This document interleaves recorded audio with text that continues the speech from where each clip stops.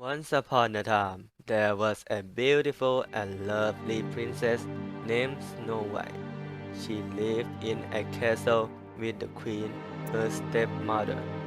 But the queen was cruel and jealous of Snow White's beauty, so she made her clean the castle like a servant.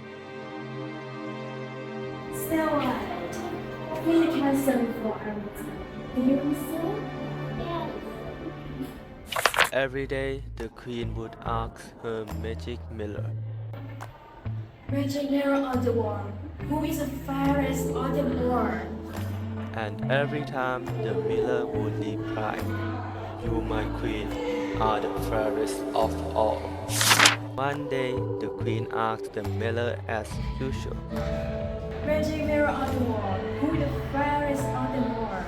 but this time the miller answered, "There is a young girl with lips red as roses, hair black as ebony, and skin white as snow.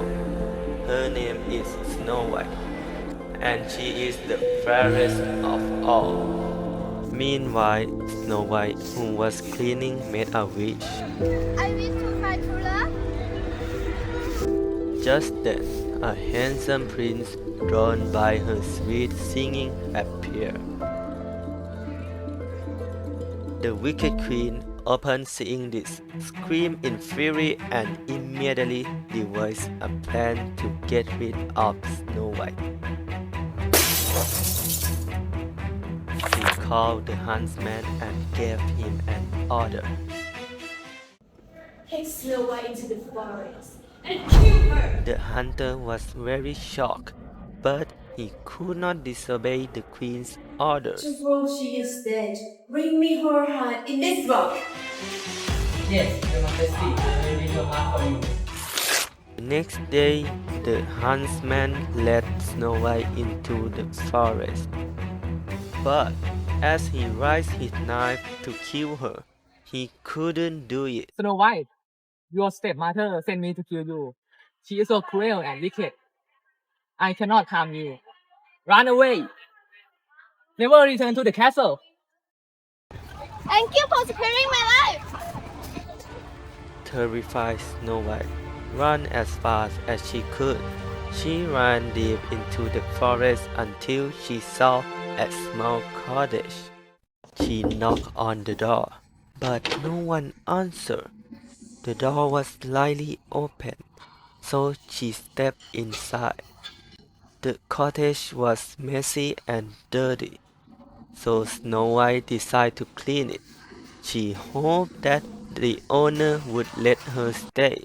After finishing the first floor, she went upstairs and found a bedroom. Exhausted, she lay down on the bed and quickly fell asleep. Not long after, a dwarf returned home. He noticed that the cottage door was open, and the inside was clean and tidy. He walked around, inspecting the house. Something is not right. He walked upstairs and found a young girl sleeping on a bed. Who is she?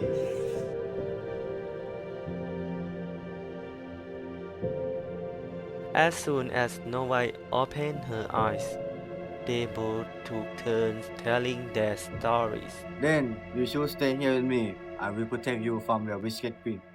Thank you so much, Duppy. I cook for us as a way to repay your kindness. The next morning, before heading to work, Duppy warned Snow White. Snow White, do not open the door for anyone. The princess nodded in agreement. Back at the castle, the wicked queen went to see the magic mirror once again. Magic mirror on the wall.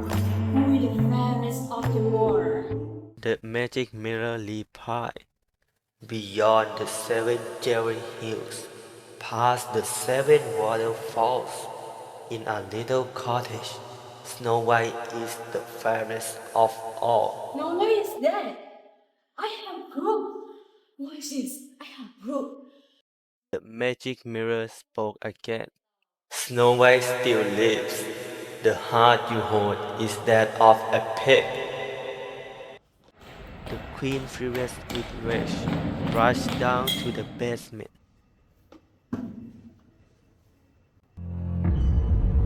She quickly mixed various poisons together and transformed herself into an old, ugly woman. Then she cast a powerful spell to create a poison orange. Whoever took just one bite of this fruit would instantly lose their life. Only a spell from pure true love could break the curse. The next day, Dupi left for work as usual.